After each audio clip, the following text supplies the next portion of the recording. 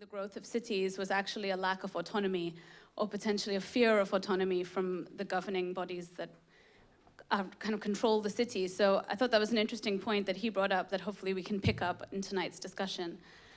So the format of the evening is basically each of our speakers will state their position in a kind of short presentation.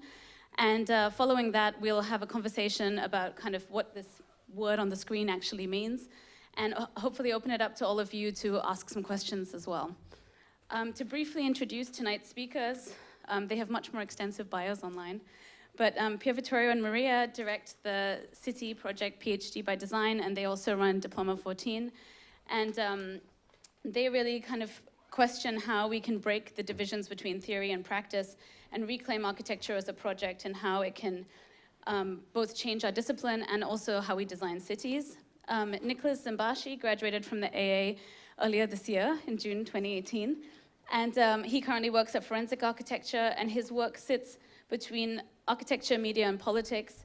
And he uses speculation and allegory to form essays in space across scales. Marie Coulon is the founder and director of Betts Project, which is a contemporary art gallery based in London. And her curatorial aim is to present architectural objects as works of art.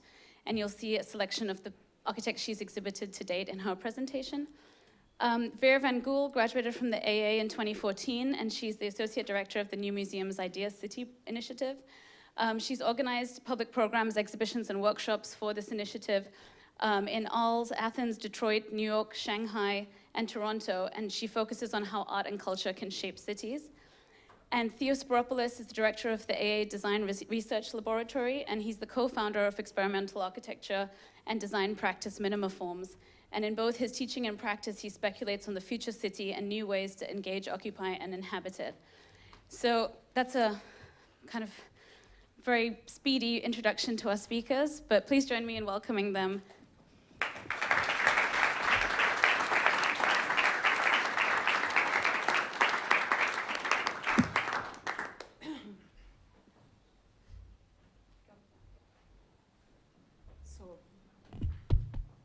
So thank you, Manije, actually, for the invitation and for the introduction. So can we have the first slide, please? Yeah. Great. So we are Pier Vittorio and Maria, and as Manije said, actually, we work in the City Architecture PhD program. So we will be presenting just one position that both of us, we share, but we also share, I think, actually, with the researchers, actually, who work with us in the program. And of course, this word autonomous, or the word autonomy rather, has been incredibly important for us in the past few years. We are very interested in actually what it means to construct a form of autonomous practice. But we also feel that very often the discussion on this idea of autonomy becomes very vague when we don't root it in the actual conditions of our practice, and particularly the labor conditions of our practice in a specific moment and time. So what we thought to do today, before the discussion, was just to present one case, specifically the case of an artist, Albrecht Dürer, that you see now pictured in this slide, that we feel is a very interesting, actually, example of an artist who debated in his own work very clearly through visual but also text evidence his own position towards this idea of autonomy. We also think it's interesting actually to talk about him because he was at the very beginning, at the birth almost we could say, of the discipline of art, in fact, as a craft, as a job, at the beginning of the modern era. And so we feel that a lot of the problems that he was facing and that he was debating in his artworks, but also in his texts, are very much actually still valid today. And in a way to retrace actually his own position means actually to take a position ourselves actually in the, on this topic.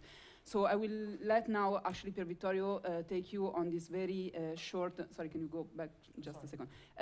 On this very short, actually, 2-minute introduction why Dürer is important for us and why we feel that actually his way of discussing his autonomous or not position is still very inspirational for us today.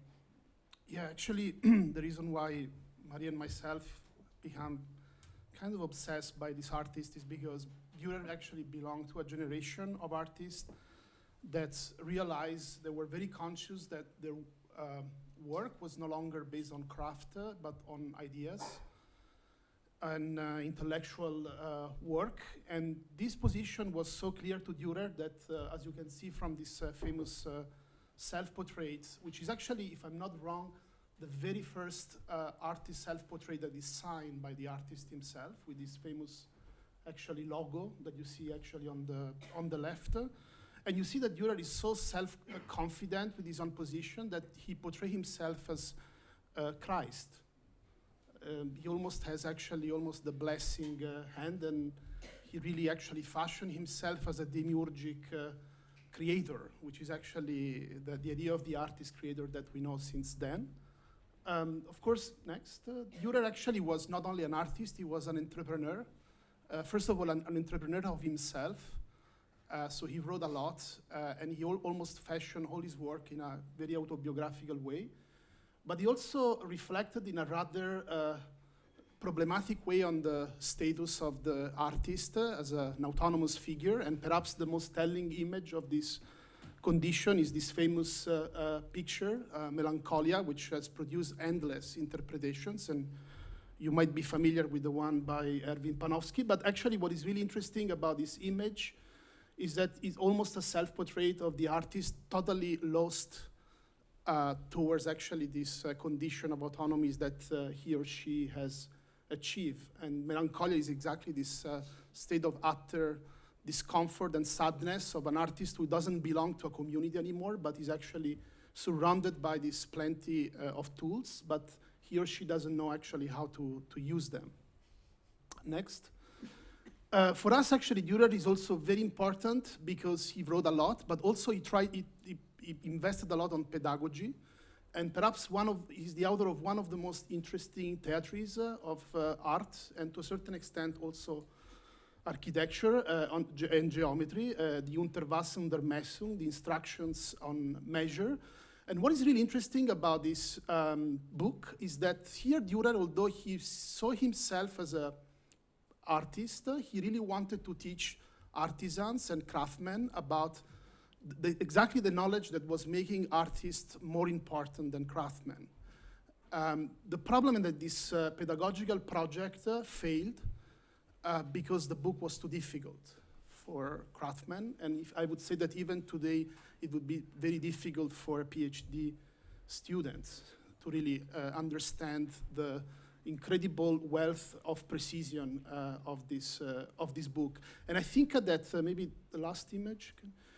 This kind of failure is very much reflected in this picture, which is one of the last illustrations of this book. And actually, it's called The Monument to the Vanquished Peasant. The book actually by Dürer was published in the mid-20s of the 16th century, at the time of a very famous battle that just happened before, the Battle of Frankenhauser, which is actually a battle where the lords of Thuringia have defeated the peasants who have tried to revolt against their lords. And Dürer actually celebrates, he sided somehow with the lords. He celebrates his victory. He doesn't show actually the winners. He shows actually the losers, the peasants. So it's a very ambiguous actually monument that celebrates a lost battle rather than a won battle. But he also shows actually the subject that the rise of artists like Dürer and architects as autonomous, let's say, artists actually came to the expenses of another class, the lower class, the class of peasants and workers. And for us, this is really a cautionary tale of how every, let's say, our own sense idea of autonomy is always in conflict with class conditions that in a way, and the conditions of production that influence the work that we do. And therefore, Maria and myself believe that any discussion on autonomy should really be discussed within the conditions of production that produce our knowledge, but also our professional status. And I think this reflection at this point is very important, because if at the time of Dürer what was downgraded was manual labor and intellectual labor was on the contrary on the rise, today we live in an era where intellectual labor itself is being proletarized, is being actually downgraded, and I think it's interesting to reflect really on the archaeology of this process by going back to this very specific moment. Thank you.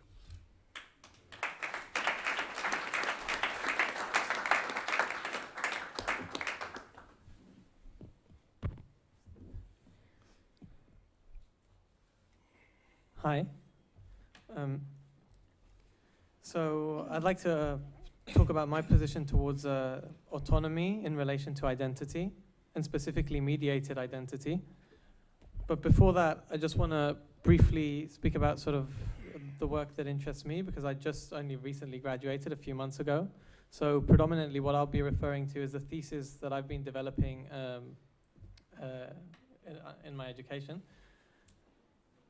So I like writing essays, and architecture for me is an essay in form, similarly to how I see projects like Piranesi's Santa Maria del Priorato.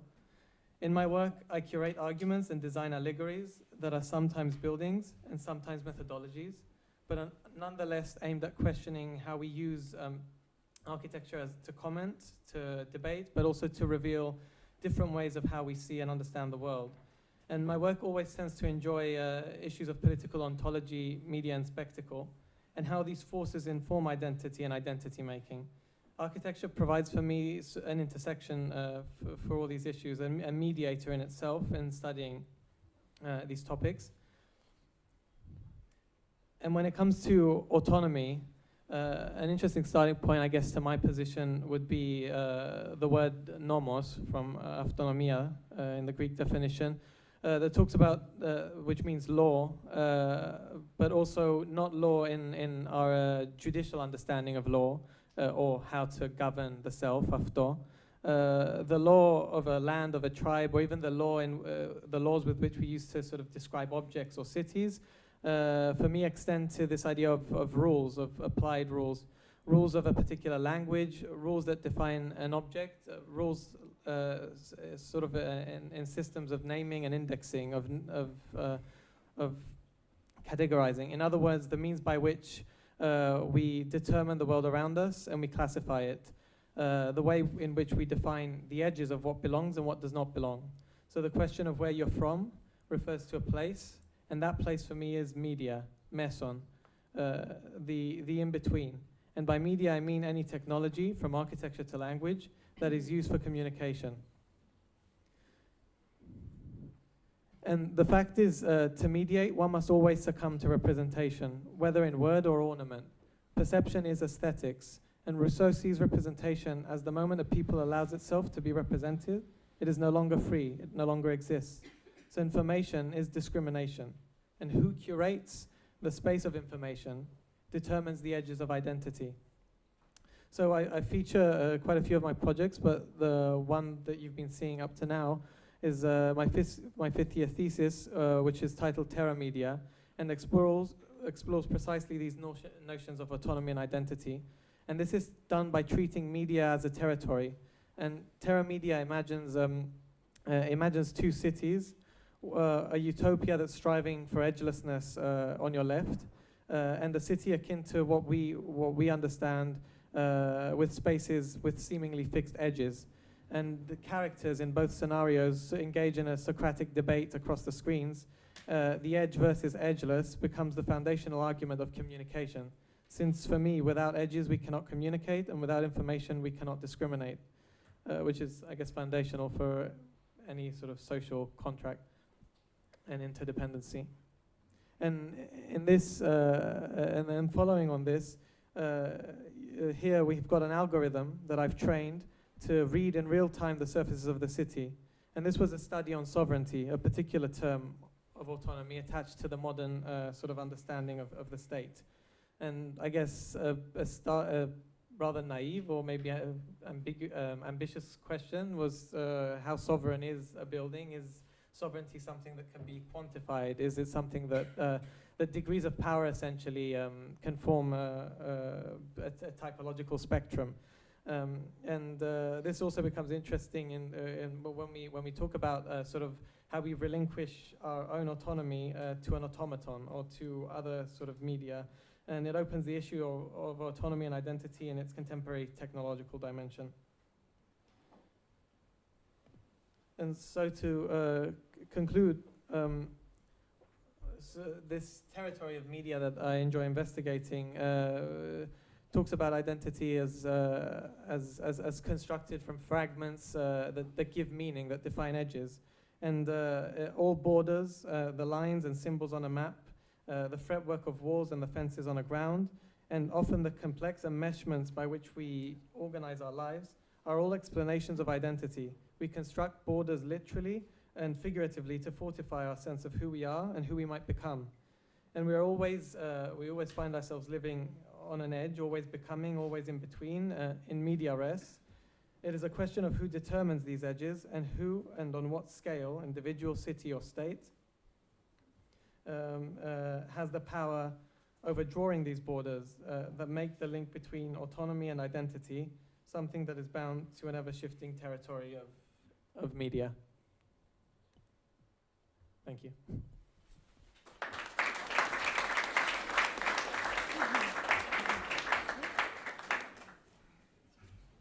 Hello. So I'm not an architect. I didn't study any architecture. I've got a contemporary art background. So I've been trained as an artist.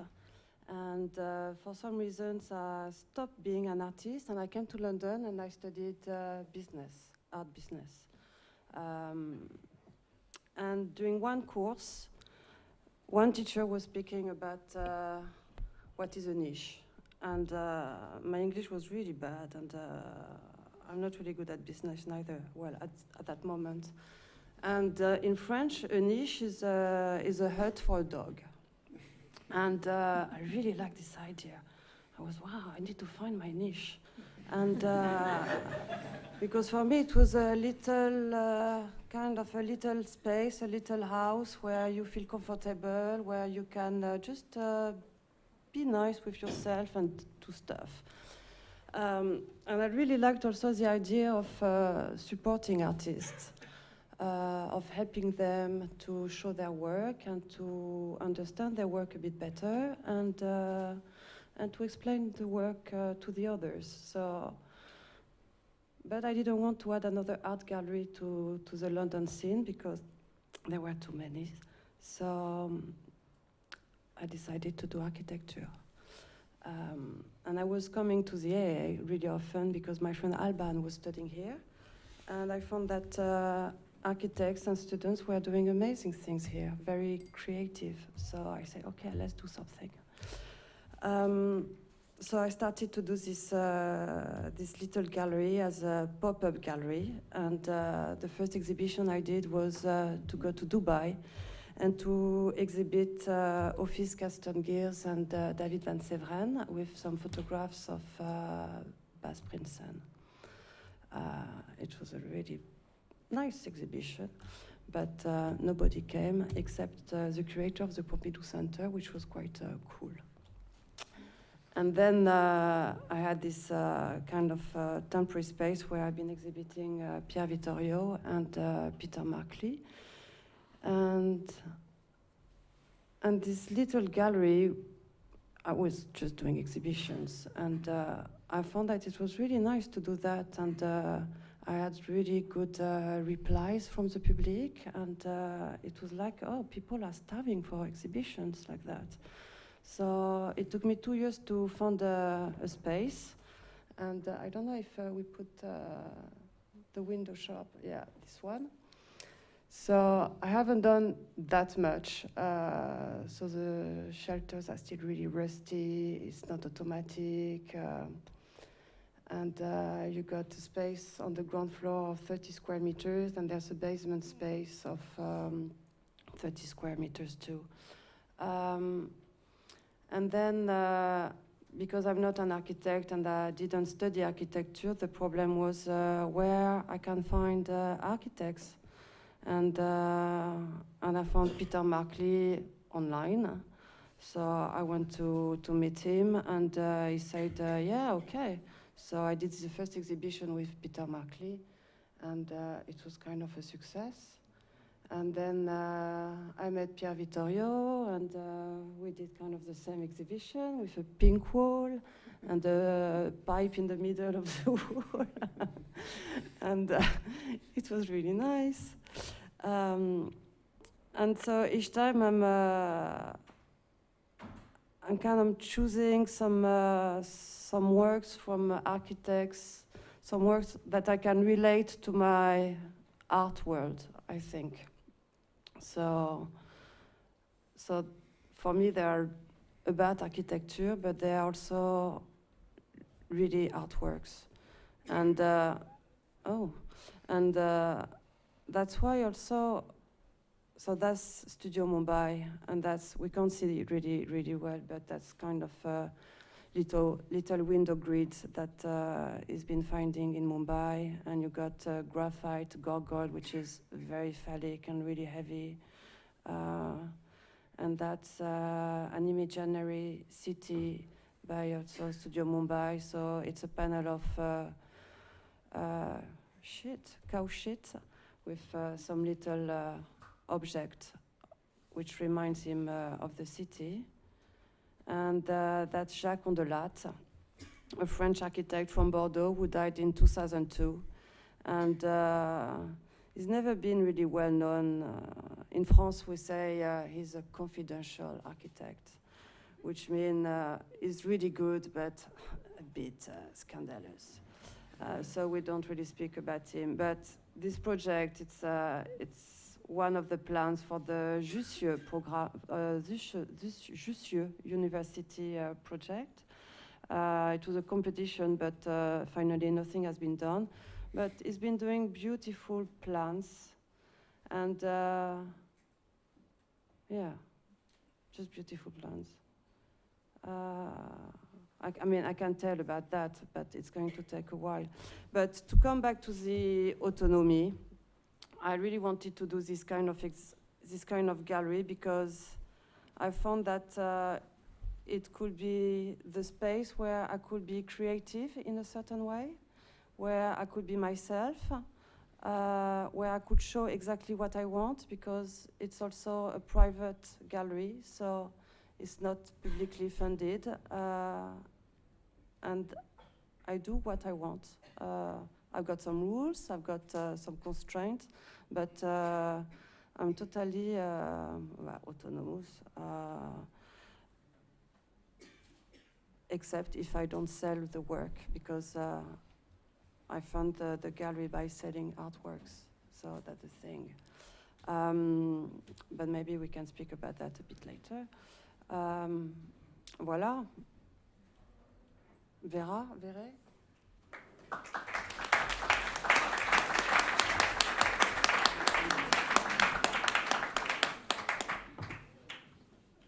Hi, everybody. My name is Vera Van Gool.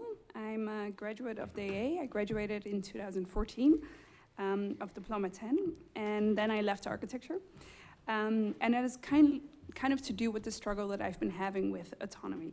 Go to the next slide. In a way, I don't believe in autonomy. I believe more so in Frankenstein and the kind of different autonomies that altogether shape me. Recently, I was asked to make a presentation of my work, which I thought was ridiculous. And I started off by just dragging a bunch of screenshots of basically everything that I've done, from exhibitions to writing to videos to table designs to somewhat architectural projects, and realized that none of those individual projects represented me, but the kind of blur that it led to altogether was more so an image that I could identify it in. And I kind of see the city that way. As something that is inherently anything and everything but autonomous. It's a web of structures, of clubs, of power, of people, of relationships, of securities, of finance. And I guess we as citizens are somewhat the only agents of autonomy in our way to have an ideology and our ability to enter these webs, but that does not depend on who we are. It really depends on our capacity to negotiate, to break and enter, and to disrupt these different systems that are there. Could you go to the next one? So when I got invited for this talk that was basically saying to view the city as a curatorial project, I got terribly excited because it's a very problematic exercise to declare the city as a curatorial space. Cities are dark, they're unfair, they're harsh, they're stern, and like the built embodiment of policy structures, they are basically installed to serve those that are in charge and not necessarily those that are trying to make their living or make an autonomy in the city. So in one way, it is great to see the city as a curatorial project because it assigns a certain type of responsibility. To who that is, I don't know yet, but I guess a lot of my work is trying to figure that out.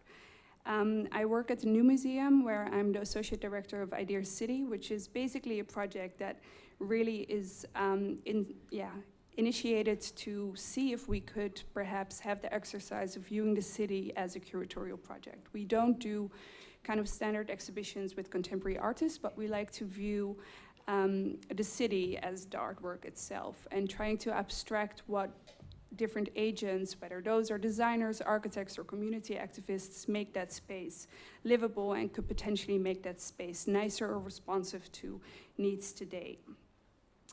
So this is the kind of snippet of the facade. It's a Sana building built in 2007, which was just before the economic crisis hit New York City, which basically made our program very responsive to everything and anything that happened in the US afterwards. You can go to the next one.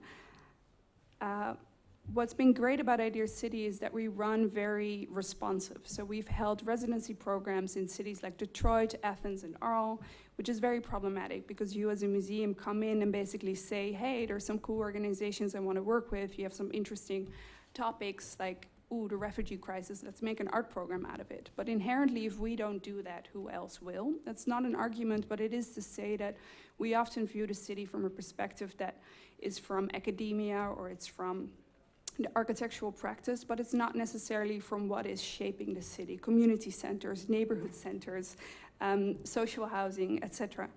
And with Idea City, we've been able to build a framework that invites anybody that we feel cares about the city in and come and present that work to an interdisciplinary group of people. What we do with Idea City often is take what we cannot do in a museum outside of its walls into public space. This is a drone shot, an illegal drone shot, because you need to file for permits to get a drone to shoot anything in New York these days, of Idea City New York, which was a big, massive public program in which Eva took part as well, when she was still helming Storefront, in which we invited over 100 speakers to respond to the question, what actions make the city to you? And those changed from whether they're design features to 3D prints to security systems to community public art installations. You can go to the next one. This is a shot of a gathering. What we try to do is play very much with the traditional form of a lecture. Is that having a mic? Is that sitting in a roundtable discussion? Or is that without a mic? And what we notice is that actually this, the setup without a mic, in which everybody could speak without hierarchy, without one assigned speaker, was the most popular and was the most interesting. One of the other elements that's crucial about Idea City is that we really try to say that the city is not made by architects. So one of my proudest, maybe not the best place here to say this, but one of my proudest achievements is that I've run many programs without architects. That's not to say that architects aren't to be valued for what they do in the city, but it's to say that the power that architects have is shared by a lot of other people.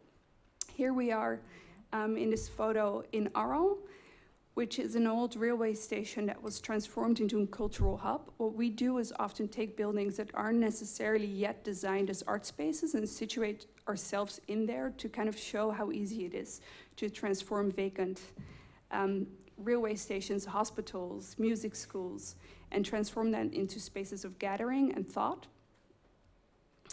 One of the artworks that an artist that I feel very much resonates with autonomy, with my work, with my interest, is actually not an architect. It's John Akamfra, who's a filmmaker. And this is a shot of his Hemsworth riot films, which is made in the late 80s as a response to the riots that were happening in 85. And what he did was take a medium of art video in this particular instance and allow that as a platform for other people and other voices that aren't necessarily empowered to reimagine and rewrite what has happened today. And I feel in that sense, if you could go to the next slide, it comes up to a lot of the work that I do. Currently, I'm working on kind of a curatorial commission for an exhibition in New York that takes the same premise, art as a public space, in this case, again, video, in which we can imagine video as a site for commerce, as a site for politics, as a site for individual identity expression, etc. And if you can go to the next one. What's been terribly exciting is when I got this kind of commission, they asked me to come up with an exhibition project. And rather than me renting one commercial gallery and having 10 screens, I realized that this is more interesting if it could operate part as a kind of citywide network that activates all sites in Lower Manhattan that have helped shape video culture to what it is today. This is a still of Shigeko Kubota's Soho So rain damage film, which basically covers the damage that was done by a hurricane to her and her husband Noon June Park's video archive in a way. And what's amazing is take my architectural interests and my interest in cities, but also allow other art mediums to kind of navigate that, and then build an exhibition that's not in one space, but it's across 5 to 10 different locations in New York. And in that way, the format of viewing the curatorial, which normally is entering a museum, is transformed into kind of a city route where you can walk into different spaces that you normally never come. You have to go up to staircases, down into basements. And in that way, the public space that you're accessible to is transformed into that of an event, into that of a situation, which brings it back to, I guess, my interest in the curatorial and the city.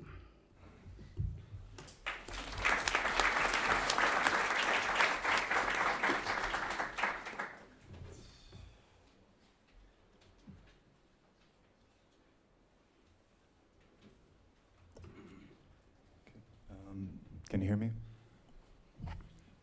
I'm microphone challenged a lot of times, so. For me, autonomous and autonomy is a word that somehow is symptomatic of a lot of the things that we pursue in the practice, but from a perspective of a word that I would say is more around the subject of agency. I think if you give agency to something, in a sense, you're giving a certain capacity to things themselves to actually participate in the world. So I'm gonna read just a really quick statement, and then I think we'll just go through the slides. But the statement is somehow articulated by using a man named Hans Hollein's kind of provocation to architecture. So in '68, Austrian radical architect Hans Hollein proclaimed, "Alles ist Architektur," everything is architecture. Published originally as a manifesto that appeared in the journal Bau, it was a provocation that reflected a heightened awareness of the limitations of traditional definitions of architecture in favor of an understanding of design as an experimental vehicle for the construction of new forms of communication. Beyond building, Hollein stated, a true architecture of our time will have to redefine itself and expand its means. Many areas outside of the realm of architecture will enter. As architecture and architects will have to enter new fields. All are architects, everything is architecture. Architecture in an expanded field of experimentation resonates with great magnitude today. As we live in an age where science fiction has become fact, our contemporary age is as radical as ever. With change, latency, and uncertainty being the new norm, the once comfortable and understood historical models of the past have proven limited in their capacity to engage and address the complexities of what we could call the contemporary condition. As we live in ever-evolving information-rich environments, the question is not why, but how can architecture participate? Can I have the first slide? Okay, so let's just say that that's a statement from my side, speaking from the ghost of Hollein. And at the same time, if we look at this idea of the city, if we look at the idea of agency and autonomy, the nature of what we speak about is always beyond building. It's beyond infrastructure. It's beyond representation. It's something that's shared. It's time dependent. It's a medium that actually manifests itself over time and has a process of becoming. Frank Lloyd Wright made a provocation, which was an experiment in his own right. He called it Broadacre City. But if you look at the image of Broadacre City, you'll see flying vehicles. It wasn't just a plan in terms of an idea of how a city should be organized, but all aspects fell into the scenario of actually how one would have mobility models, how an idea of this thing could happen. He provoked this idea when he published a book in 1932 called The Disappearing City. And at the same time, he used a 4 square mile kind of grid that he was sort of problematizing up until his death, until 1959. The city as a project, and I think this is something that we share, the idea of what is this new space of production was all part, I think, of trying to think about things in a much more ecological sense of how things interrelate with other things. And Frank Lloyd Wright, who, you know, one could say is a bit of a master, was actually really problematized with that kind of question itself. Okay, the next slide. I'm going to make the argument also that technology plays a very important role in that, and the idea of speculation and experimentation is absolutely fundamental to that. So I always use this slide. Anybody who's heard me before, I apologize, but it's not like I'm a Nicholas Negroponte fan with, you know, no other references, but for me, honestly, it's a very important moment in time when ideas of certain technologies were coming into the field of architecture and problematizing actually what the role of architecture was. He finished at MIT. 2 years later, he set up a lab. The lab was basically at looking at CAD systems and CAD tools. He called it the Architecture Machine Group, and then for 10 years operated within that. The world of artificial intelligence, the world of robotics, all of these things that were germinating within MIT were also part of this world. And what was the Architecture Machine Group after a 10-year period of sustained experimentation and trying to discover possibilities and potential and speculation became something called the Media Lab. Architecture set the questions that problematized a certain aspect of technology, regardless of what motivated that set up a certain kind of fundamental thesis that was shared and collective, and that was part of a communication revolution that we witnessed. And architecture, I would make that argument, played a very vital and important role because in a certain sense, our unorthodoxy approach to actually working on these problems actually was something that was very powerful. Have the next slide. If we look at today, it's a video, so if you play it, it'd be cool. We also have to think beyond ourselves. So when I speak about agency, we can speak about human-to-human interaction, we can speak about human and machine interaction, and we could speak about machines interacting with other machines. This is part of a world where everything actually has a certain agency, a certain kind of way of understanding the world. And it connects back, I think, to certain things that resonate with me, which is that we're all observers of and in the world. It's a kind of radical constructivist approach towards some of this thinking. That's neural networky stuff. That should be a video too. I'm going to close with just a project that came to us as a speculation. So I have a small office with my brother. It's more like I wouldn't call it a business either. It's like me and my brother coming together to do stuff with some friends. We call it Minima Forms. And we were asked by Nesta, which is part of the innovation department for the UK, to speak about the future of machines. The future of machines, as far as we were concerned, was really about speculating on the idea of the city, about architecture and urbanism and mobility, and to think about how those things interrelate. The reason for that is we were part of a group of people speaking about the future of democracy, the future of money, the future of everything. Future for us is very much about the present. It's like in a McLuhan sense, if you're interested in the future, look towards today because people live in the past, or the future of the future is the present. What we were trying to look at is like, what would happen if we sort of reject the idea of planning and reject the idea of blueprints and reject the idea of a master plan and sort of speculate about what it would be like if we could create an augmenting system where that the city that we know here, like London, or a city like Detroit that's a shrinking infrastructure, had an adaptive model that could sort of participate. We just speculated on the fact that that should be mobile.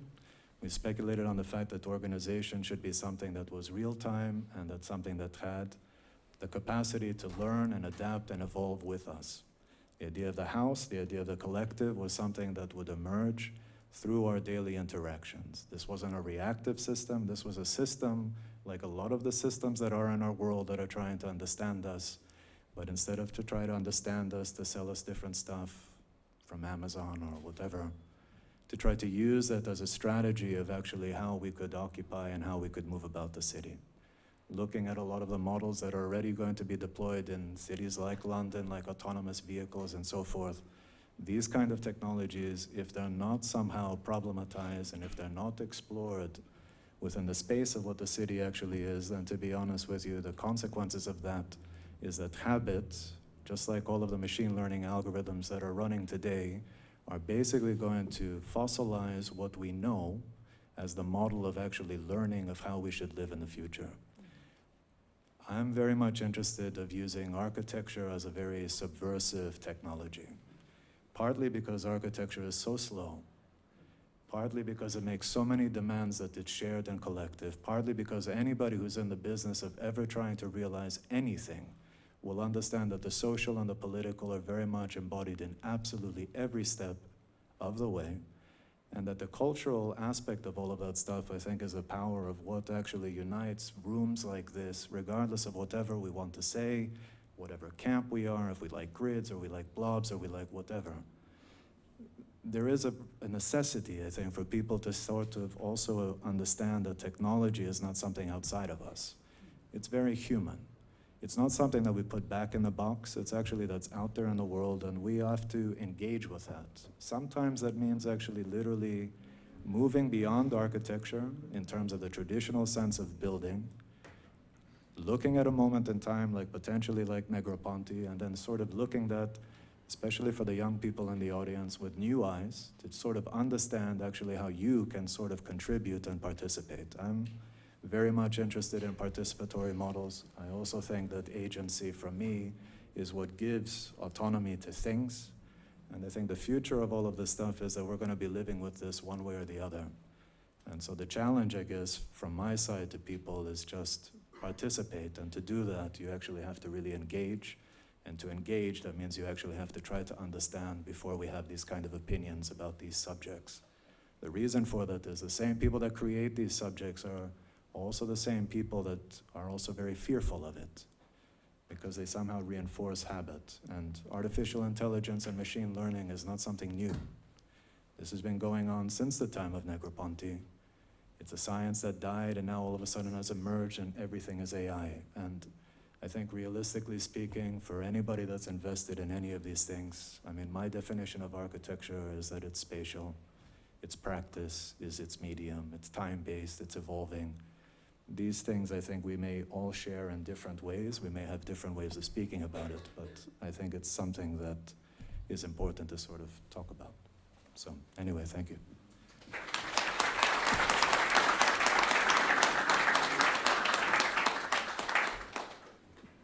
Thank you all for a very diverse array of positions on a word that we kind of chose because it means everything and nothing. So I think it was really interesting to hear all the different positions, but I wanted to pick up on something that, Vera, you mentioned about how it's sometimes problematic to kind of jump into a situation, and I guess the brief of how we interpret autonomous is to view the city as a curatorial project, that it's sometimes hard to just dive into a situation and start to curate something as vast and complex as the city. But you also said, if we don't do it, who will? And I think that's interesting with the group of people we have around the table, that whether you see yourself as an architect, an artist, a curator, what's your role in kind of bringing together these different forces or providing platforms? And I think this applies to everyone, providing platforms to change the city, to actually fight against these conditions of class and production that are limiting maybe how certain people have access to shaping the city, or how do we control like the media and identity of the city. I think each of you have a different position on that, but I guess there's a way to bring all of you in conversation with each other to speak about where you see your role in the curatorial project of the city. Do you want me to? Others will follow.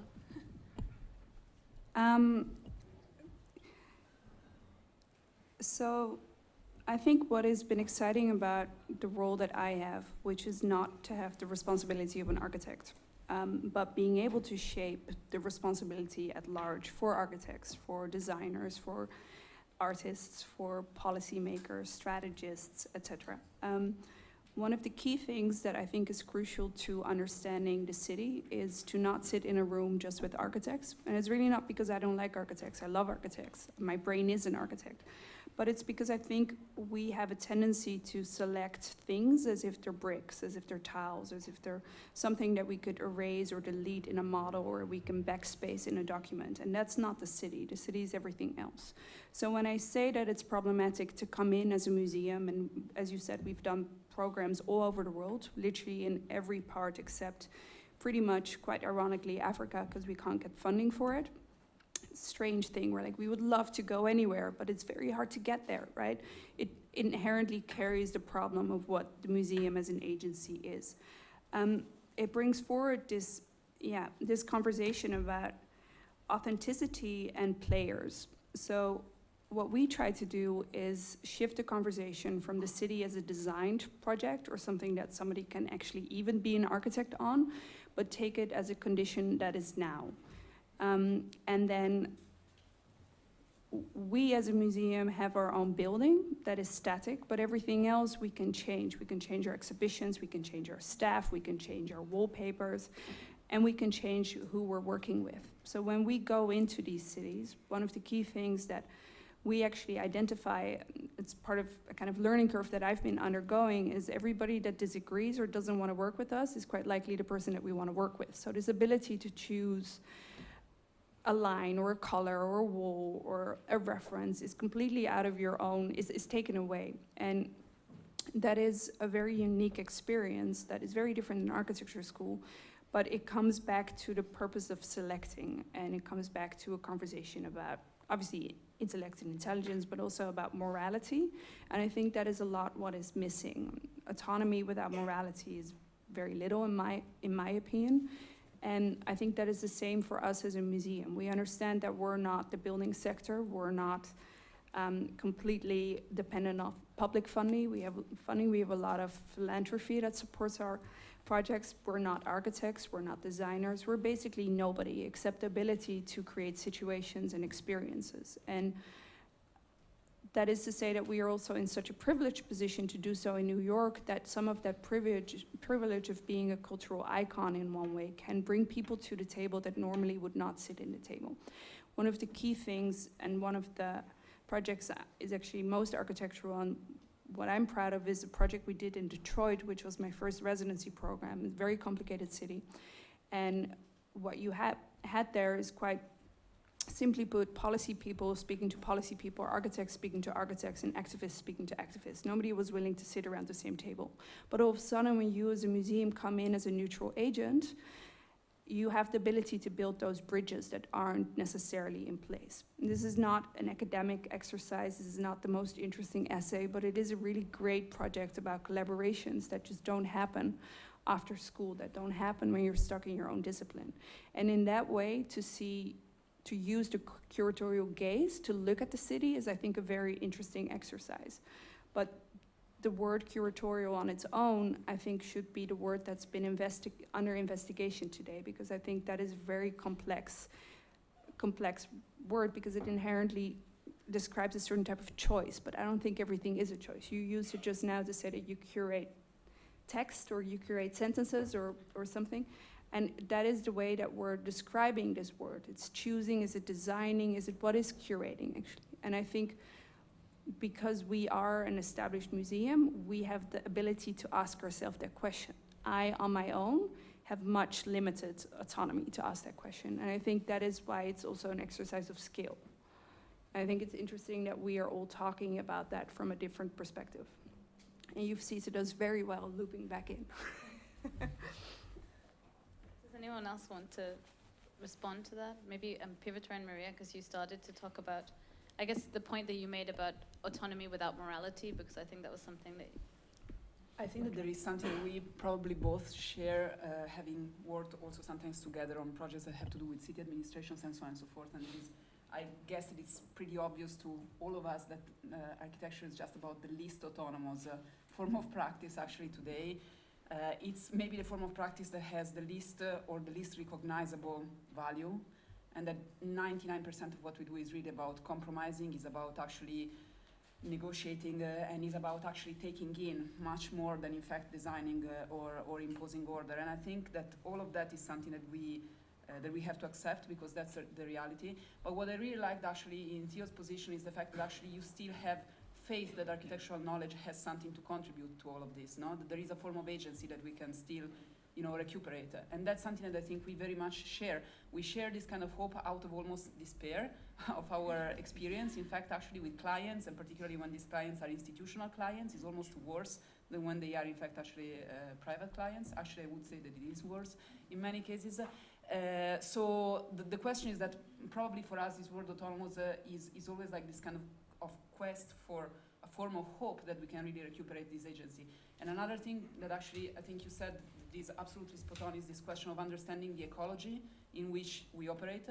And I think it's fantastic the work that you guys do actually with technology.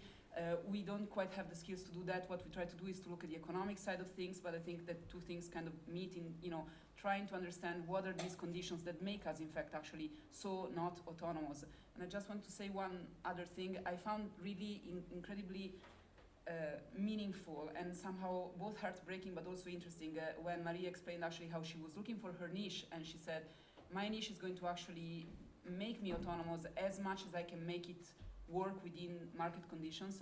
And I think that that is exactly, I think it's a very good observation, because that's what we are all looking for, no? How can we create this niche within market conditions that are not always in our favor? So yeah, I would say that, yeah, we really, I would agree, we don't really believe that autonomy as it is exists, but it's definitely a horizon towards which we try to roll in that direction, let's say.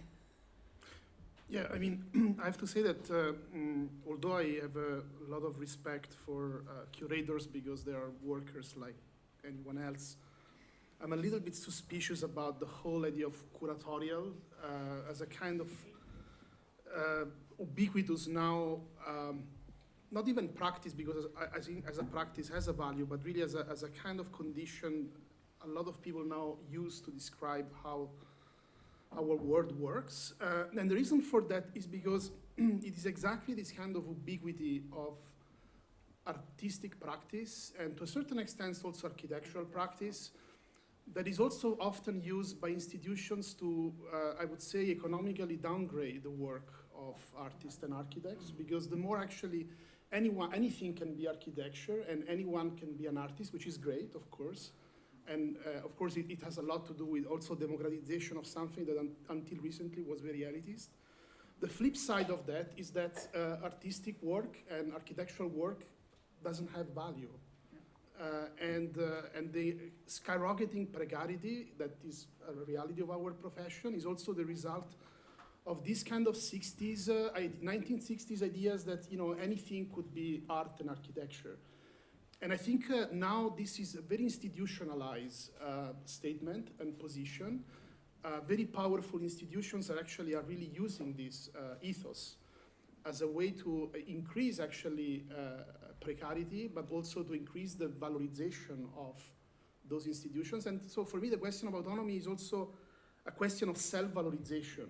I mean, how we can find strategies even within those institutions that somehow are not just in a kind of blind way creating value for the system, but create value that can also be taken back. And I think this is actually why the curatorial, it's a very interesting battlefield. I mean, I'm not saying that it's something we should reject, but we should question this kind of paradigm. Because for me, the curatorial today in our own profession is the real social factory, is the factory in which, in fact, exploitation is often being advanced. It's funny because I always had to refuse to have the word curator, but no one could call me anything else because they could not say, those are not buildings, therefore what are you doing? But it's interesting that we are talking about curatorial with the word autonomous in the wall.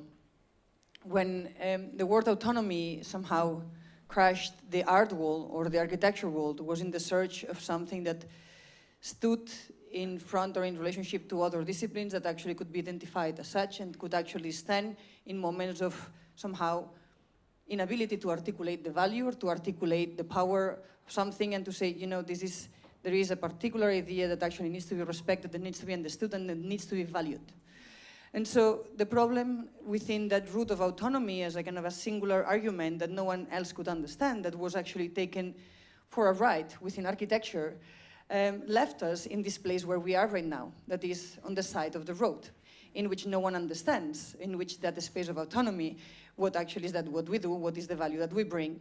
And that actually did not only happen in architecture, I think it happened in many other fields, and that's why the figure of the curator, that one who actually articulates, that tries to make sense, that tries to actually bring people together from different disciplines, from different areas, who actually ultimately brings visibility to the labor structures as a way to really bring that artwork into another space, is something that I find it paradoxical. The worst moment of my curatorial career was when actually I was invited to a conference that was called Curating the Curatorial. And I wanted to really get out of the room, right? I was like it's totally unacceptable. But so the question here is to understand the symptom of the usage of that word, of like, we are creating a cheese, we are creating a text, we are creating a word. So because we do need to understand the agency ultimately, and that I think is what was brought. Like, what is that? What are the questions that we are asking? What is that we are trying to address, regardless of that disciplinary label that we carry? And so for me then the question comes into ultimately, what is that we want to use that autonomy for? And in this case, you clear it very clearly. Let's look specifically into questions of labor, right? Talk about agency, but then the question is, of course, trying to understand how that entire new universe that is emerging in front of us with algorithms and AI is actually making us either a product of capital or actually can make a product of life or a product of engagement of some of the values that we carry. So the question here to me is that how do we abandon that idea of autonomy and how to actually raise the new questions? Because I think autonomy in and of itself is ultimately a space of strength and a space of power, if you want. And I think Idea City, in a certain way, a project that I do know obviously very well, was always about what are the ideas, right? What are the ideas that each one of those cities wants to put forward? And how does a school of architecture like the AA tries to not be an autonomous institution in itself, but actually tries to understand itself outside of its boundaries and tries to start asking the right questions. So maybe as a way of shifting the conversation to the audience, I think it's time for you to ask the questions and maybe to even make your own little 2-minute articulations of autonomy. So, I would just, if I may add a question, thanks to all your presentations. I mean, I would like to link the notion of authorship to the question of autonomy. And authorship, not necessarily a singular act of isolated imposing my ideas, not at all. There is collective authorship, there is critical, there is doubtful authorship, but authorship as a sort of taking responsibility for having ideas. So, Idea City, ultimately, I think the idea is related to the brain of individuals, and the individual, as you are all individuals, are sort of related to the power of your brain, whether this relates then to mechanisms and autonomous mechanisms of machinery like artificial intelligence and so on. But ultimately, I'm questioning my role, your role as authors. Is authorship still a concept? Or are we giving up authorship? And Pierre Vittoria was speaking about the, let's say, institutionalized crisis of the profession, perhaps, delegating to the curator, but that doesn't matter. Curator is maybe a different form of authorship. But I'm questioning the idea of authorship. Do we still believe in that? Not as a heroic role, can be a very modest, a very humble way of making a contribution. But do we believe in authorship in relation to autonomy or not? Well, as much I enjoy, of course, like anyone else, to be the author of my own work, I also have to say that if you really study the history of architecture, there is nothing more damaging than the whole idea of authorship. I think that for me, architecture really started to go downhill when this obsession with authorship, which actually was clearly stated by Leon Battista Alberti, became actually the main tool through which, in fact, intellectual labor was elevated at the expenses of craft, of manual labor. So, of course, we all enjoy to be the author and, as you said, to take responsibility for what we put forward. So there is absolutely something rewarding in being acknowledged as an author of something, but we know that in our profession, authorship in architecture is pure hypocrisy.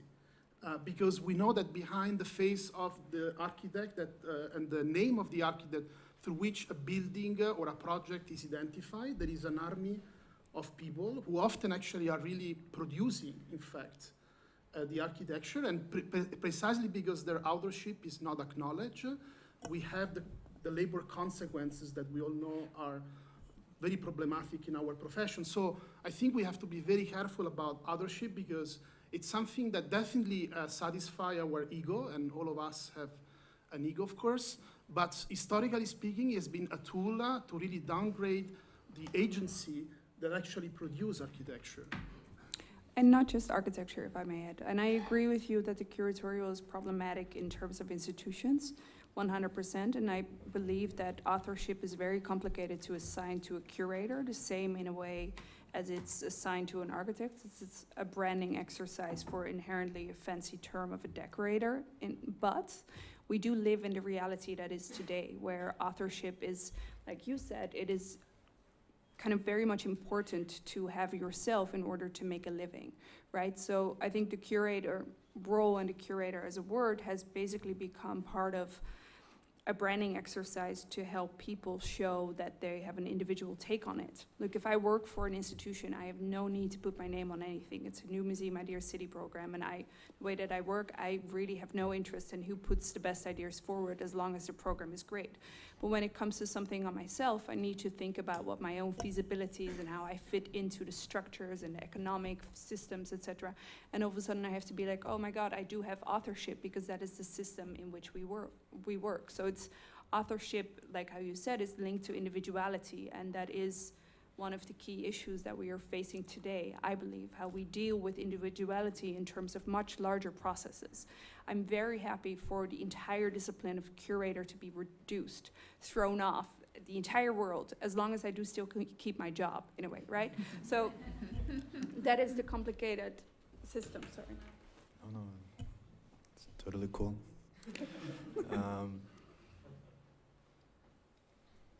Yeah, I think sometimes these conversations, they become amazingly cyclical. And to take Eva's point about asking questions, I think somehow we need to find mechanisms to ask more appropriate questions. Now, that's not, it's not me being a bad boy. It's me just sort of asking if authorship, like was just mentioned, was something about individuality. Could we construct frameworks that allow for co-authorship? Can we say that things could be collectively written instead of curatorially authored? I mean, I think I don't know, the more and more I get into this world, the less and less I really believe in language. I feel like language has become a kind of crux in which we feel like we understand each other. And actually, when you see work, and I think that that's what's amazingly powerful in any form of creative practice, is that somehow the narrative that's attached to it is separated. It's useful sometimes to have that filter, but realistically it's autonomous on its own. It's in the world of its own, and it has possibilities because of that. And the only reason I'm stating that is because I think that everything that we speak about is a paradox.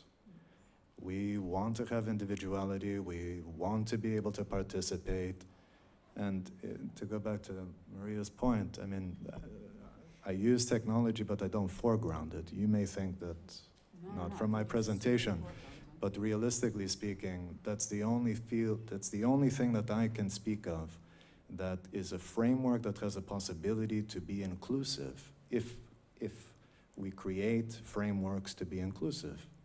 And I think those are the ways that you can resist things and you can deal with accelerated ideas. And I mean, ideas by themselves are, I used to work with a guy who said everybody has ideas, who gives a shit about ideas. Not all of them are good. And to be honest with you, not everybody is committed to them. And I think like the things that we can benefit, and I obviously have a deep love affair with history as well, but for very different things, because I'm not looking to see if I'm original, I'm looking for friends that can help me sort of think about this kind of continuous experimentation. And for some of us, because in a strange way, like, I don't know, maybe the students see PV and Marie and myself as people that are not practitioners in a sense, or we're very academic, but actually we all have worked with planning commissions, and I'm still waiting for some day that this national park in Greece will maybe sometime happen before I'm 80 years old.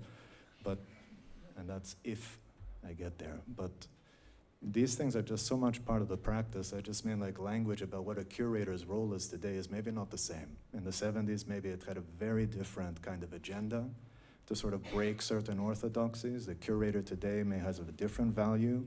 What we mean about curation at the scale of the city is much more about maintaining certain forms of diversity, which are actually being problematized by a lot of things. Partly technology, for sure capital, we all want to have a job, but realistically it's not about us.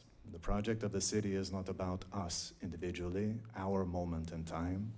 It's about actually how we develop a framework, and that's why cities are beautiful projects. They resist anybody's individual idea. Time somehow is a medium that actually is probably the most beneficial thing for us to discover. And I just think like, I only mention that because I think like everybody here in the audience as well has to also feel a certain responsibility to do that. Because otherwise, then we have committees, and committees take decisions and not people. It's this, it's that. We somehow move away from actually taking responsibility. But I think any of us would probably say that we feel burdened with responsibility for every action that we do, for every interaction with students. We're trying to nurture something, and that's why I think, I don't know, I have to be blindly optimistic, because to be honest with you, everything says other. And if that's the case, then I should retire in Greece and grow tomato plants and some watermelon and call it a day. And I say that with like a sense of urgency, right? We're in a place like the Architectural Association where any idea is open. We were just talking about going to schools prior to this in the States, where amazing infrastructures of institutions, brilliant people, but the level of conversation right now is not a conversation. It's kind of just, you know, It's shop terrible. talk. It's terrible. And so that's... We have to address the elephant in the room, no? Sorry. We have to address what? The elephant in the room, maybe. Which because elephant? Because, I mean, there's this word autonomous. Yes. And we have an author who has written extensively about autonomy. Yes. It's about who possesses the means of production, no? And Yes. in their presentation, they show, I mean, I think it's a trick, and that's why I want to ask a question. There's something of sadness, of desperation, that architecture is not capable of doing this, no? If you show the Melancholia. I mean, not at all. Actually, as Maria said, and I completely subscribe, for me, real hope comes only when you really try to be very aware about the conditions in which we produce architecture. I think for me it's more desperate to be simply to live of illusions, of autonomy that are grounded into nothing. But when you actually realize the extent in which our profession has been historically produced, then I think there is real hope that a counter strategy or something that can be discussed and can be also achieved as a group, not as a single author, can be advanced. So we really feel that on the contrary, we were hoping, or we thought that our presentation was full of optimism. Also, let me make one footnote. If it wasn't, crystal clear, I think what Vittorio was trying to do by showing our delightful Albrecht Dürer is that essentially this is a word And together with the word authorship, because the two kind of go hand in hand indeed, that has been put to the foreground of the discussion by a bunch of bourgeois white male in a specific moment, in a specific place. And we are anything but that. So maybe the time has come to do the same thing that those guys actually did back then and try to find a new framework, maybe new words, maybe there are no words, as Theo said before. I don't know what, but I think that kind of realizing the place in which we are and how we got there and how a specific class got there and how specific guys in a specific moment in time and in a specific culture actually got us there is quite crucial, because from the point of view of a woman, for instance, for me this word makes no sense. I mean, I'm sorry, from the moment that we are born, it's like, I mean, there's no way we can be autonomous in so many different ways.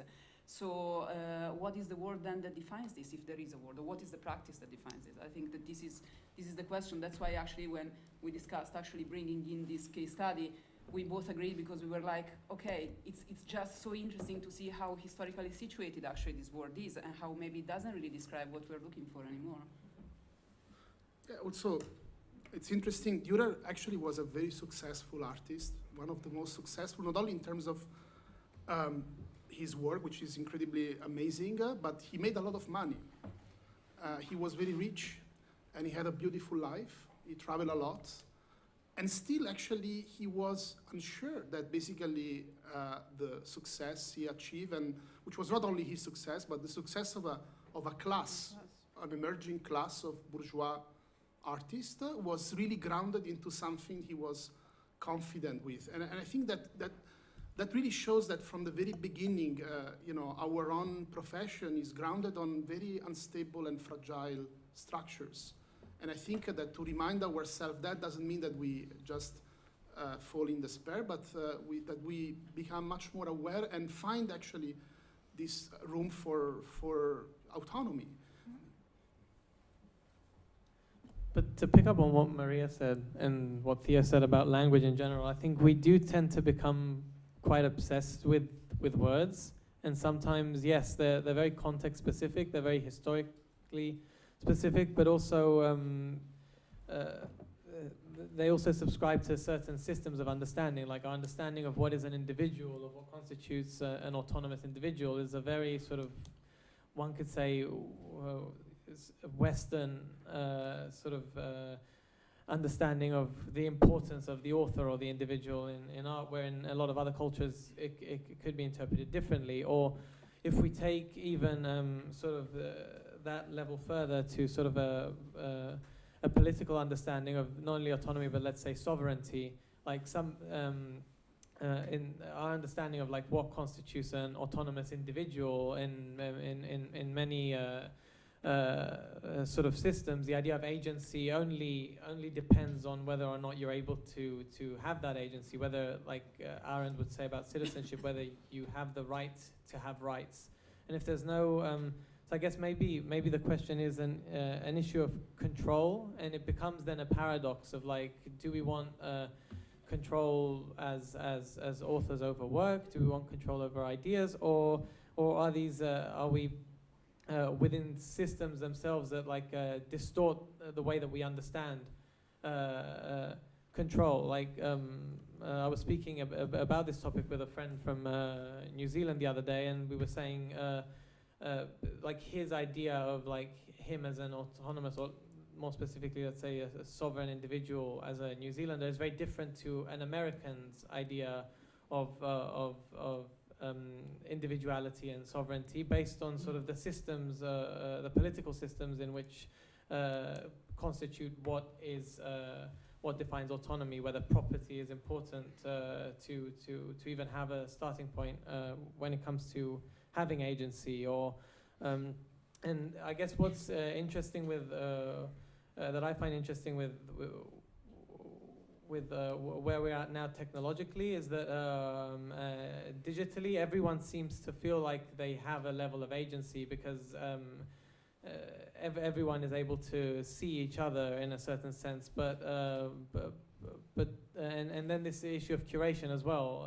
Everyone keeps talking about how you self-curate on Instagram, you self-curate on various platforms, but does that really mean autonomy, and is that something we we want, or is that yet another construct that at the end of the day we're all sort of participating in a totally like collective system that just values the individual as a social construct rather than a reality?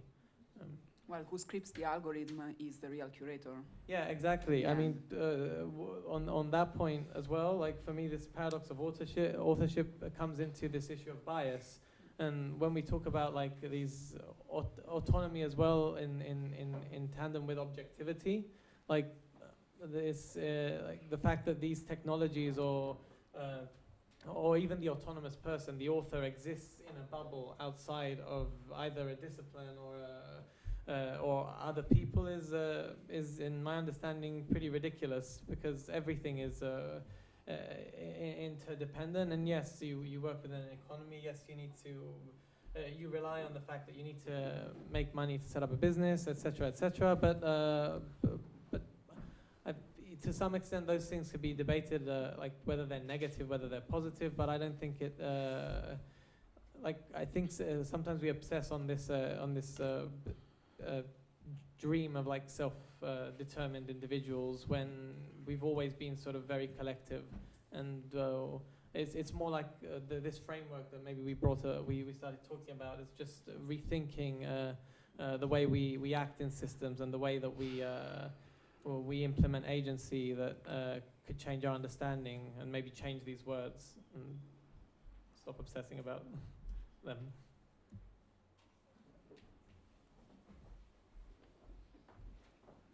Thank you. Richard Wolff. Could I just thank Marie Coulon for your generosity of letting us into your gallery a few nights ago to look at the work of Denise Scott Brown and those beautiful drawings. And my question to you, Marie, is do you feel it is only when an architect draws that they are autonomous?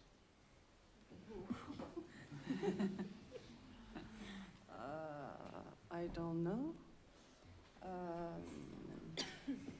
Why are you obsessed by drawings? I mean, I love sculptures, but drawings are easy to ship. They're easy to transport. They're easy to display on a wall.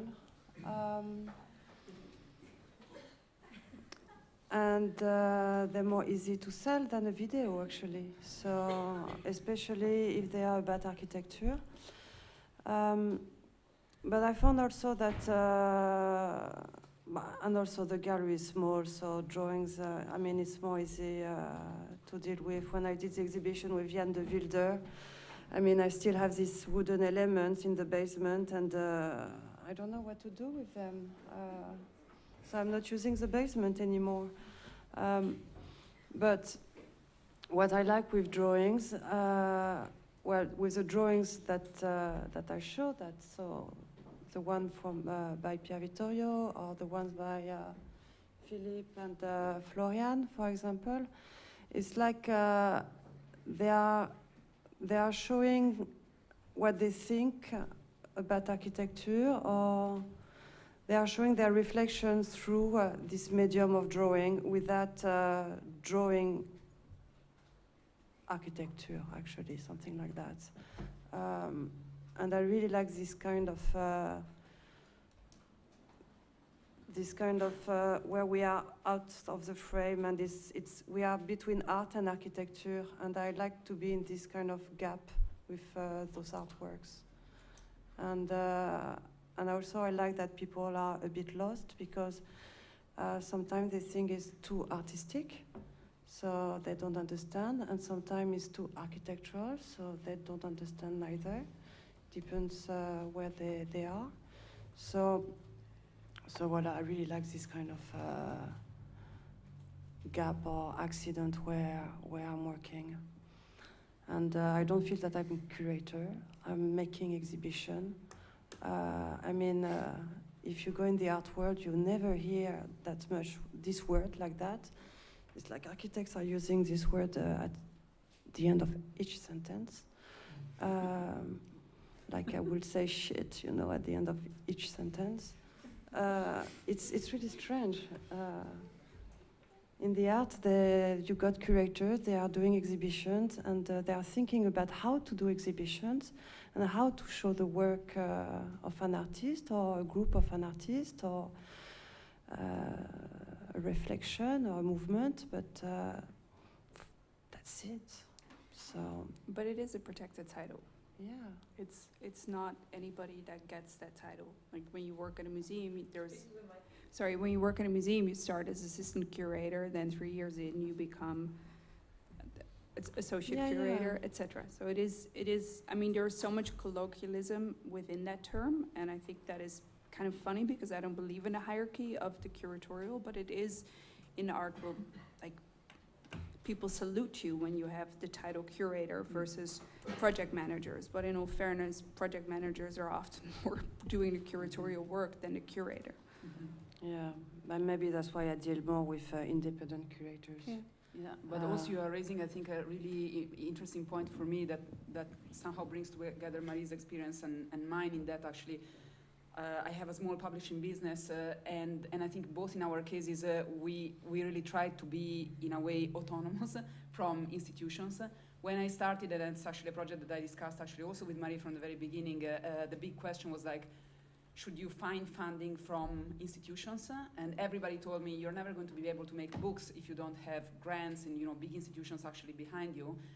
And then my answer was exactly Marie's, no? I mean, as long as actually we have a product that somehow encounters a niche, you can find a way to do it yourself. But then, of course, all the famous conundrums start, no? I mean, you are only as autonomous as the market allows you to be autonomous and so on and so forth. So I don't have an answer for that, but I have to say that this, in a way, this attempt to try to be independent, if not autonomous, let's say independent from institutions, is really difficult in some cases, because of course you have to find other ways to make things work. But at least for me until now has been very, very important. I always refuse people who came even already with grants that told me, I have this X amount of money, make me a book. That's not what I want to do. I want to have a much more, in a way, simple and direct relationship with the people who buy books. I mean, if they don't buy them, that maybe they are, maybe they shouldn't happen. You know what I mean? Because they don't encounter a need somewhere. So that's why I have huge respect actually for what Marie does in terms of actually really on purpose being a commercial gallery. Can I ask one question? If we start with your new definition of architecture from Hans Hollein, when he was just referring that everything could be architecture, everything is just regarded as architecture. And the same time of, the same period, more or less, a little bit later, Manfredo Tafuri, he was just referring to architecture is dead, referring to architecture that is not relevant anymore to the capitalist mode of production and etc. So my question and observation, more or less, is what architecture brings to the table, especially to the people who design all these kind of machines and algorithms, meaning that in the end, why do we need architects to deal with this? If not, because so far we are not talking so much about the architecture as containing corporeal space anymore. So I'm inverting, I'm just doing what you are doing, the negative, and I'm asking you, why do we need architects in your own kind of discourse? Why the discipline is still relevant and not just a stratagem of evasion, let's say, of talking about architecture? I got it. That's cool. Can I ask a question? Could you just tell me where you're from? No. You're not an author and you have agency, so I will respect that. And I'll answer anyway. Realistically speaking, I think architecture is very important because I see architecture as something that is fundamentally spatial. And I think my definition of architecture is not one that is somehow privileged because I'm a registered architect, because I'm not. It's not because I'm a resident artist in Somerset House, because it doesn't really matter. But it is because fundamentally I think we've collapsed everything into this world where we speak about things as everything. One of the things about Hollein is that the provocation was a provocation. The provocation was in a moment in time when it was set up as a way to have a very social and cultural critique about the status of what constituted architecture. And I think as a conceptual project, I think that can manifest in many different mediums. And one of the things that I bring that back is not because I'm like a hippie lover of the 60s and 70s, is because I feel like those same provocations today are actually very meaningful. When he says, in some sense, architecture will have to go beyond its own discipline, and that discipline will have to absorb other things. I think it's fundamentally about acknowledging what makes this moment in time ours, so that we can participate in that. Because realistically speaking, even in terms of practice, maybe because I'm older than you, I think, at least more gray hair, when I was studying art, or my brother was studying art and architecture and all of this kind of stuff, everybody wanted to get beyond the screen. Everybody wanted to move away from these things. We were beyond the image. But everything has now been collapsed. We don't speak about space. We don't speak about actually the idea of bringing things together. And I think architecture as an environment, or as a definition of thinking of it as an environment, enables this. And through that, I think we speak about time, and we think about agency, and we think about that stuff beyond the kind of humanistic approach. I don't really believe that algorithms are dictating our world. I think we are not really sort of responding to the idea that these things are obviously ever evolving. It's not about robots. It's not about these things. Actually, I wanted to talk about paradox because there was a guy who, his name is Warren Chalk. He's another one of those characters. And he wrote an article in '75 here, and it was titled Robots and Trees. And if you don't mind me reading this, it's literally like less than 2 sentences. We must construct a living paradox. The experience of what it is without naming it brings about the freedom of what it is. And I think that that kind of plurality of thinking about things in a much more diverse and speculative way, I think space kind of enables that as a medium. And beyond that, to be honest with you, if you're reading Sphere and Labyrinth, or if you're reading an issue of Bao, I could care less. What I think is really important is this kind of ecology of ideas, I think, have a place. And then I think technology allows us to make that place meaningful and bring that back into the world of architecture. If Negroponte's world was leaving architecture, like a lot of those guys were, like a lot of the radical architects, the utopia guys, they left the practice of architecture to be more ephemeral, to be this, or to be super corporate and leave their radical ideas on the table. I think we've witnessed that world, and I think actually architecture, the space of the city, urbanism, mobility, infrastructure, these are all part of our practice.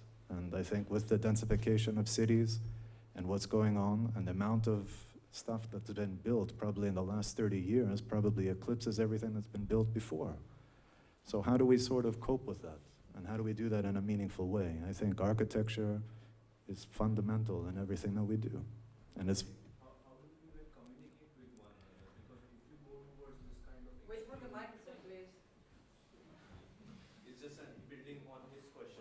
you just go towards this extreme plurality, where the second root of the word autonomous is law, which is a collective contract. And if everyone in this room right now declares autonomy, there is no law.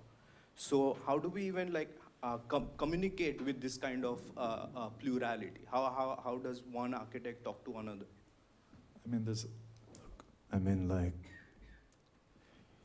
Are we playing like total extremes? Like we're gonna move into the jungle of complete animalistic survival? Because that also had laws too. The reason I'm saying that is like, if we really believe that with all of the things that we have, we are actually constructing better ways of understanding. If what we're talking about is knowledge, not just about going to school and getting degrees and specializations, then we should be able to kind of conceptualize frameworks that allows for diversity without normalizing everything. It's not about optimizing the world so that it can be faster, cheaper, blah, blah, blah.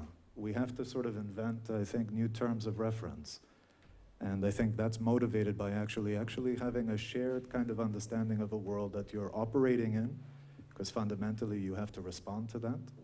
But I also think with a certain degree of optimism and a certain degree of responsibility. I mean, you shape a bit of the world that you influence on a daily basis. Now, it's not about you do whatever you want, and I'm not sure that the legal world is the world that I would always look to, because it seems to me, especially with institutions and everything else, you know, we're in a world of liability, and it's about like not taking any risk.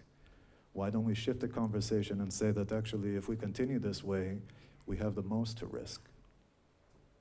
You want to talk about environmental issues and ecology, you want to talk about social responsibility, you want to talk about the nature of public space, any conversation I think is more than appropriate. I just basically think like, unless you accept the world as something that's so positive and great as the way it is, you should actually try to give yourself some responsibility to actively engage that. And I think, why not architecture?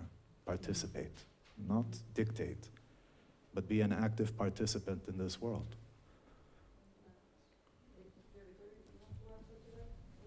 No, I think that, I mean, it's an interesting discussion. Perhaps something that we don't acknowledge is that there is a profound antithesis between the concept of autonomy and the concept of architecture. I mean, the word arche, from which actually architecture comes from, means actually command, means actually something that rule.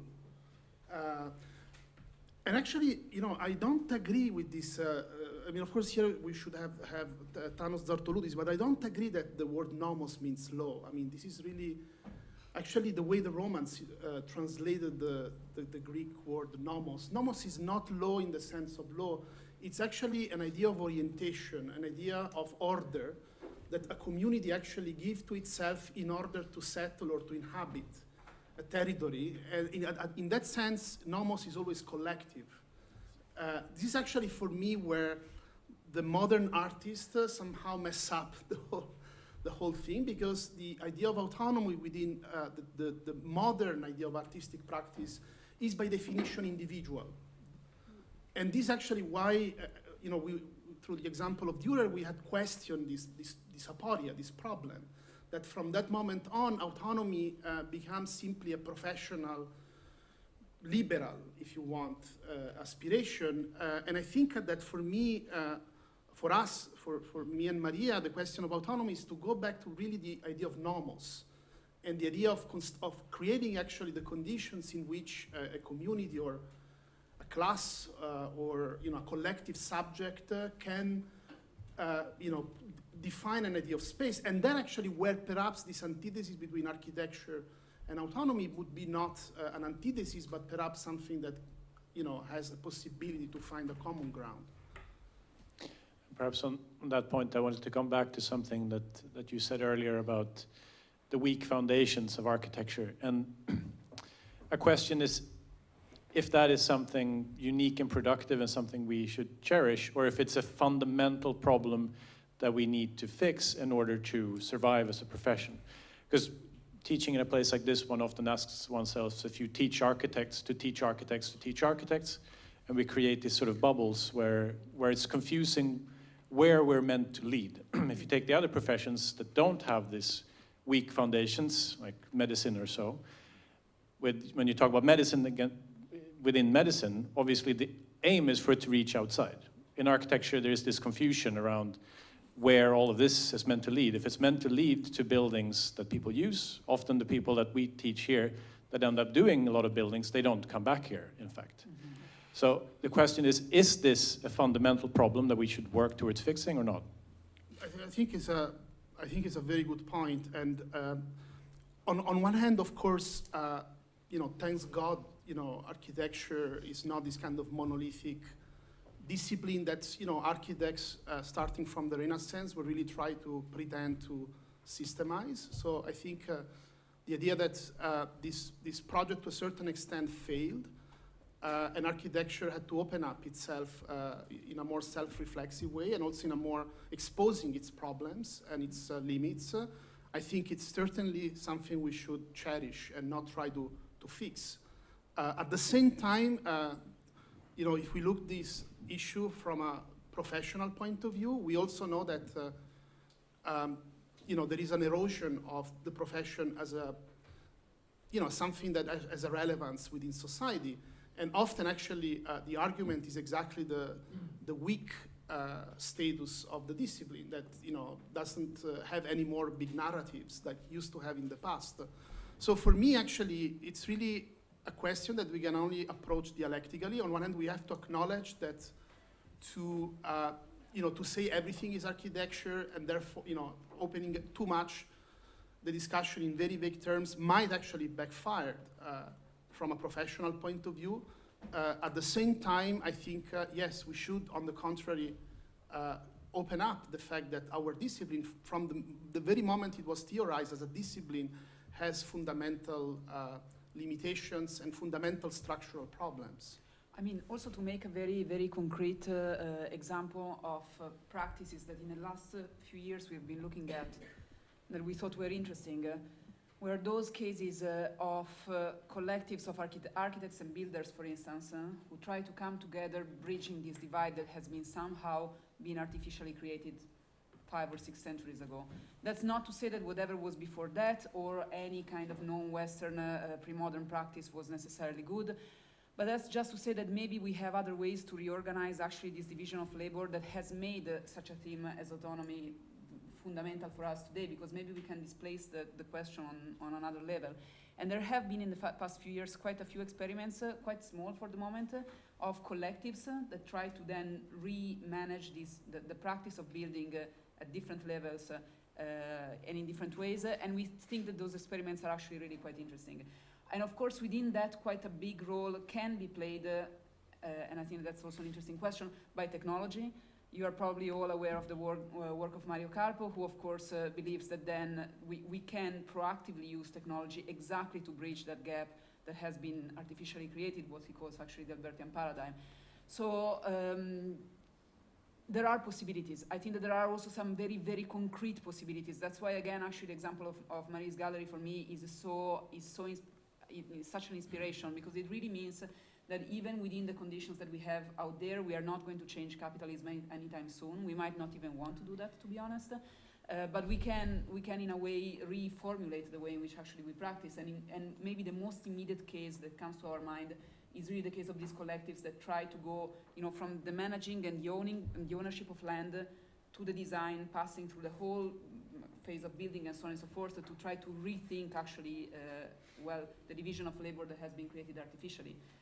So for instance, I mean, Dogma's worked in the past few years with collectives of artists, for instance, and there are quite a few actually self-building practices also here in London. It's all quite small, but I think, we have to look at those examples that actually are an inspiration, and there are possibilities. And different disciplines. I think that's for me the key issue here, that we take as a starting point architecture. Architecture is the slowest of many of the disciplines that we work in. One of the funny side projects to keep me working autonomous somewhat is actually probably the largest project I'll ever do, because it's a code. 5 years ago, I wouldn't be comfortable saying this at the AA, but times have changed. And it's a vintage code that I found that a friend of mine who works as a distributor really liked. He was at a point where he had built a network that he wanted to build his own brand. And he asked me, can I use that code that you found? It wasn't a code that you could sell or could easily wear. I just randomly found it at a Nautic store. So we collaborated with a group of people. So what that means is no designer, no investor, no actual hierarchy, and started building this brand that we presented, and within 9 months is now sold worldwide. So if you take this as an example, it's a really interesting exercise, because you work independently, not from within the structure, but none of us have experience in doing any of it. So we just kind of went on the go with it, and it's brought a lot of these desires for autonomy back, but it's a much faster discipline and a much wider discipline, and it's much more about people than anything else. And I think that is something that I find a little bit problematic about this conversation. It's very theory heavy, and it's very kind of linking at history. I'm happy that you bring up recent examples, but I think what you're not talking about is Shop Architects. It's like the largest architecture company in New York that owns the sites that they're building and developing and makes a profit of it. So there's a lot more happening outside of academia that I think we should look at to really understand where we stand now, and I think also as students where you stand now. Like, use this autonomy, make it your own, because otherwise it's not really gonna go anywhere. think actually we have kind of run out of time. If we have one more question, we can probably.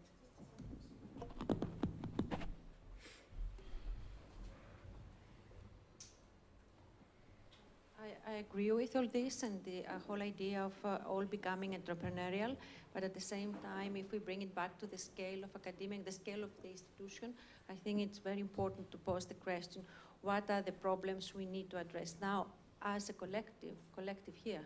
Because still we are part of a school, and still we work as a collective here. So I'm trying to understand how all these questions which are being posed in terms of practice or practices outside, how this can actually start feeding back and inform to a great extent what we do as a community, as an institutional community. Because it's easier to talk about the scale of the individual and what can we do, but Maybe the answer is not there. Maybe the answer is more here. The position series was created as a way to try to break those niches that I think, not that I encountered, but talking to each one of the community members of this institution, I was given. I wanted to know what is that we stand for. I wanted to know what is that each one of the postgraduate programs stand for and want to address. So that in fact this idea of autonomy is one that somehow has been produced and reproduced to an extent that I think is detrimental sometimes to some of the strengths that we carry. But again, I think it has to do with the vocabulary and terminology. What is that we mean by autonomy, and what is that we actually want to do with it?